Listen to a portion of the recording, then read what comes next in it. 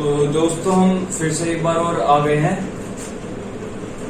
जैसे आपको पता कि अब हम क्लास 12th का फिजिक्स का पहला टॉपिक स्टार्ट करेंगे आज, इलेक्ट्रोस्टैटिक्स। तो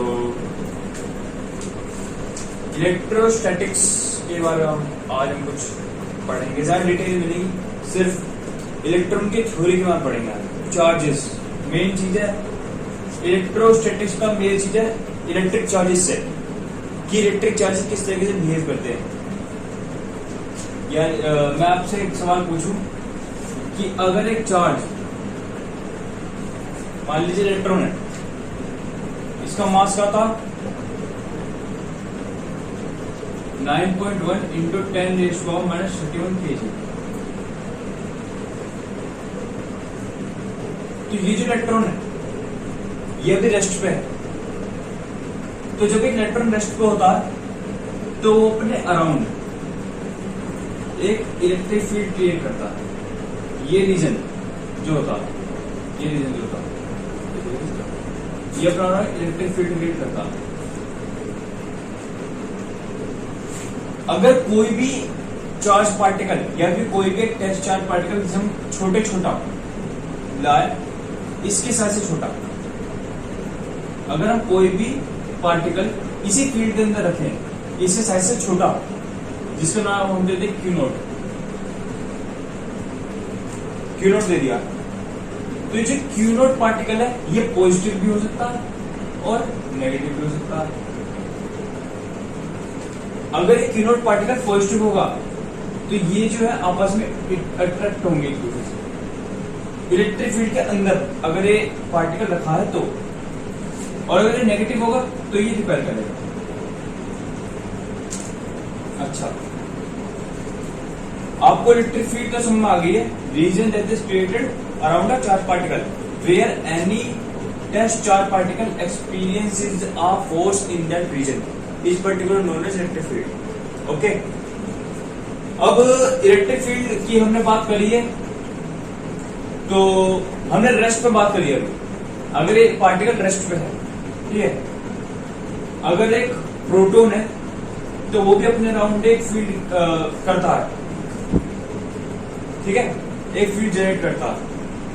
बिल्कुल सिमिलर इसकी तरह कोई भी चार्ज पार्टिकल हो जिसके ऊपर चार्ज हो, एक न्यूट्रॉन को छोड़कर, ठीक है। अब फ्रेंड्स, अगर हम बात करें कि हमने यहां पर कंडीशन देखी कि जो इलेक्ट्रॉन है रेस्ट में, अगर मैं इसे थोड़ी सी एनर्जी दी, इस इलेक्ट्रॉन को मैंने थोड़ी सी एनर्जी प्रोवाइड कर दी,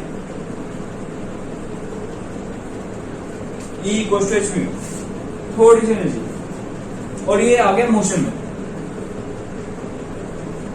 तो जैसे ही इलेक्ट्रॉन मोशन में आएगा, ये अपने अराउंड एक मैग्नेटिक फील्ड जनरेट कर देगा, ठीक है।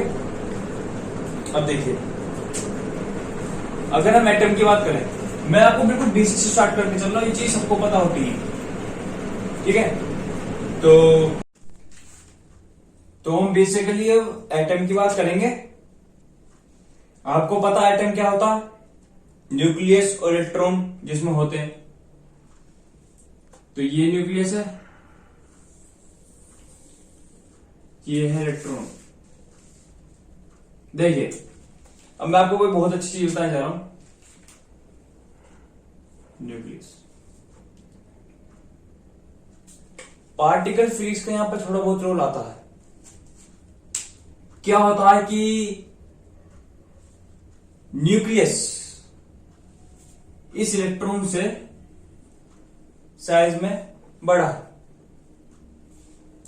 तो वो एक ऐसी फील्ड है। पहली बात तो यहां पे इलेक्ट्रॉन अभी रेस्ट पोजीशन पे, मान लीजिए रेस्ट पोजीशन पे मान रहा हूं, कभी ना कभी इलेक्ट्रॉन अपनी पोजीशन से मूव करना चालू हुआ होगा। वो रेस्ट्रिक्टेड है हाइजेनबर्ग प्रिंसिपल से, जो ये कहते हैं कि हम कभी भी एक पार्टिकल का या फिर एक इलेक्ट्रॉन का उसकी मोमेंटम पोजीशन नहीं नाप सकते एक ही गिवन टाइम पे। तो मैं आपको यहां पे सिखाता हूं कि कैसे कहीं ना कहीं से तो ये इलेक्ट्रॉन चलना स्टार्ट हो। अब मान लीजिए उस टाइम पे ये इलेक्ट्रॉन रेस्ट पे था, तो इस न्यूक्लियस ने ऐसी एक अपना अराउंड एक फील्ड जनरेट करी जिसकी वजह से ये स्मॉल साइज का इलेक्ट्रॉन इस फील्ड में आया और इस पे फोर्स डेवलप हुआ, अट्रैक्टिव फोर्स, इस तरीके से। और ये भी अपने अराउंड एक इलेक्ट्रिक फील्ड एस्टेब्लिश तो करेगा, लेकिन ये जो अपने अराउंड एक इलेक्ट्रिक फील्ड एस्टेब्लिश करेगा वो उतनी ज्यादा पावरफुल नहीं होगी जो कि इस न्यूक्लियस पे कोई इफेक्ट डाल सके। तो जैसे ये रेस्ट चार्ज जो था ये इलेक्ट्रिक फील्ड के अंदर आया और इसे एक अट्रैक्टिव नेचर प्रोड्यूस हुआ, क्योंकि यहां पे प्रोटॉन है, पॉजिटिव चार्ज है, इलेक्ट्रॉन है, नेगेटिव चार्ज, तो एक अट्रैक्टिव फोर्स प्रोड्यूस होगा। तो ये वेलोसिटी v से चलना स्टार्ट कर देगा। और फ्रेंड जब भी चलना स्टार्ट करेगा तो फिर हम कह सकते हैं कि इसके चलने से ये अपने अराउंड एक मैग्नेटिक फील्ड एस्टेब्लिश करेगा। इलेक्ट्रॉन जब भी मोशन में होता है वो अपने अराउंड एक मैग्नेटिक फील्ड एस्टेब्लिश करता है। इसलिए जब भी हम देखिए कंसेप्ट आपको कोई नहीं सिखाएगा, कभी भी हम वेल्डिंग करते हैं या फिर कभी भी हम किस चीज को एनर्जी देते हैं, जैसे हम दो पत्थर को आपस में रगड़ रहे हैं, एक तरीके से हम उसे हीट एनर्जी दे रहे हैं फ्रिक्शन के थ्रू। ओके, तो वहां पर भी देखा जाए तो हमें एक लाइट दिखाई देती है। Light is basically an electromagnetic wave. और वो लाइट कैसे ट्रेवल करती है, उसके दो वेक्टर होते हैं, इलेक्ट्रिक फील्ड और मैग्नेटिक फील्ड। ऐसे यहां पर हम यहां पर वेल्डिंग करें, कुछ भी करें, हमें यहां पर एक लाइट निकलती हुई एमिट होती हुई दिखाई देगी। अगर हमें से ऐसे दे, हमने केमिस्ट्री में तो बहुत ज्यादा अच्छी तरीके से पढ़ रखा है कि अगर हम एटम को एनर्जी देते हैं तो जो इलेक्ट्रॉन्स होते हैं पहले वो रेस्ट स्टेज में होते हैं, पूरी तरह रेस्ट स्टेज में, ग्राउंड स्टेज में। उसके बाद एनर्जी लेवल्स बने होते हैं E1, E2, और इसे एनर्जी देंगे तो एक जंप होता है एनर्जी लेवल्स पे, हायर एनर्जी लेवल पे जाते हैं, जहां पर ये ज्यादा देर स्टेबल नहीं रह पाते, इसलिए अपनी लोअर एनर्जी लेवल पे आ जाते हैं बाय एमिटिंग अ फोटोन, जिसे आप लोग अपनी आंखों से विजिबल लाइट के थ्रू देखते हैं, जो कि होती है 400 नैनोमीटर से लेकर 700 नैनोमीटर तक विजिबल रेंज। तो ये जो लाइट है ये एक तरीके से इलेक्ट्रोमैग्नेटिक वेव है, एक इलेक्ट्रिक वेव जो कि ये प्रोड्यूस कर रहा है न्यूक्लियस अराउंड, और एक मैग्नेटिक वेव जो कि इस इलेक्ट्रॉन के मूवमेंट से आ रही है, जो जब इलेक्ट्रॉन मूव कर रहा है तब आ रही है। वैसे ये टॉपिक थोड़ा सा अलग हो गया, लेकिन फिर भी आपको बेसिक नॉलेज के लिए ये चीज आनी चाहिए, इसलिए मैंने पढ़ा दिया है। ठीक है, तो हमने एटम की बात तो कर ली है यहां पर। अब आगे हम चलते हैं। हमने अभी तक ये पढ़ा कि इलेक्ट्रॉन रेस्ट में होता है, इलेक्ट्रिक फील्ड जनरेट करता है, मोशन में होता है, मैग्नेटिक फील्ड जनरेट करता है, और रिजल्टेंट निकलता है इलेक्ट्रोमैग्नेटिक वेव। आपस में दोनों आपस में परपेंडिकुलर चलती है, वो आपको पता है। और इलेक्ट्रोमैग्नेटिक वेव हर एक मीडियम में ट्रेवल कर सकती है। आपने कभी सोचा कि स्पेस से जो लाइट आ रही है अर्थ तक, स्पेस में तो कोई मीडियम भी नहीं है, तो वो कैसे आ रही है? तो साइंटिस्ट ने अपने आप से ज्यूम करा था, मेनली हाइगन ने। उसने कहा कि है एक मीडियम है, मीडियम का नाम है ईथर। एक ऐसा मीडियम जिसके अंदर मैटर पेनिट्रेट ना करता हो आपको, और उस मीडियम के अंदर अगर हम एब्सोल्यूट वेलोसिटी नापे अर्थ की, और अगर एंगल चेंज करने से, मतलब एक एक्सपेरिमेंट हुआ, मैं तो डीप जाना नहीं चाहता, वो मैं आपको अगली वीडियो में बताऊंगा अपनी, वो थोड़ा हाई लेवल का टॉपिक है। तो एक ईथर है, ईथर मीडियम मान लीजिए आप। तो ईथर जो मीडियम है वो साइंटिस्ट ने कहा कि एक ईथर मीडियम है जिसकी वजह से लाइट जो है स्पेस से लेकर अर्थ पर आ जाती है। ठीक, लेकिन फिर ये थ्योरी फेल हो गई क्योंकि वो डिटेक्ट नहीं हुआ, किस तरीके से उसका एक्सपेरिमेंट फेल हो गया। माइकलसन मोल्ड एक्सपेरिमेंट नाम है उसका। तो उसके बाद हम देखते हैं कि अब जब फेल हो गया है, मीडियम है नहीं, तो फिर आते हैं हमारे मैक्सवेल सर आते हैं। वो कहते हैं कि जो इलेक्ट्रोमैग्नेटिक वेव होती है वो ट्रांसवर्स होती है नेचर में, और वो किसी भी मीडियम में ट्रेवल कर सकती है, किसी भी मीडियम में, स्पेस में भी, किसी मीडियम में ट्रेवल कर सकती है, वैक्यूम में भी। बल्कि हमारे साउंड वेव होती है वो हमेशा हमें वैक्यूम में ट्रेवल नहीं कर सकती। लेकिन इलेक्ट्रोमैग्नेटिक वेव लाइट ट्रेवल करेगी वैक्यूम में, ठीक है। चलो ये थोड़ा हम टॉपिक से हट गए। वैसे अगर आपको डीप जाना है इस टॉपिक के अंदर तो जो मैं आपको बातें बता रहा हूँ वो आपको आप सर्च भी कर सकते हैं। वैसे मैं आगे आने वाले फ्यूचर टाइम में इन पे वीडियोस डालूंगा, आपको बहुत हेल्प मिलेगी, जिसकी वजह से आप पूरी फिजिक्स के अंडरस्टैंडिंग और उसका डीप कंसेप्ट समझ सकते हैं।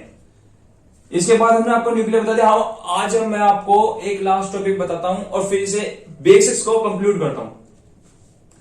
आप ये मत समझना कि मैं धीरे पढ़ा रहा हूं, क्योंकि मेन चीज क्या है कि मुझे कंसेप्ट बिल्ड करना है। मैं 12th के साथ टॉपिक्स पढ़ाऊंगा, लेकिन डीप पढ़ोगे तो अच्छे से अच्छा कंसेप्ट बिल्ड हो पाओगे। मैटर की डेफिनेशन बताता हूं। मैटर एक ऐसी चीज होती है जिसके अंदर आपको पता है, मैटर के अंदर मास होता है, इट ऑक्यूपाइज स्पेस, जो भी आपने पढ़ा शुरू से 6-7 में। लेकिन मैटर के अंदर मास के साथ साथ आज एक न्यू डेफिनेशन सीख लीजिए मैटर की, चार्ज होना बहुत जरूरी है। Matter is anything which contain both mass and charge. अगर एक मास है तो उसमें चार्ज होगा ही होगा, ठीक है। तो आज के बाद आप हमेशा मैटर की डेफिनेशन को इस तरीके से सीखेंगे कि matter is anything which contain mass and has some charge. Mass की डेफिनेशन क्या होती है ये तो आपको खैर पता ही होगा।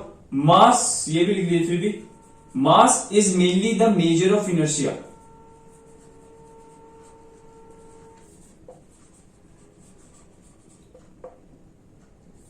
The measure of inertia.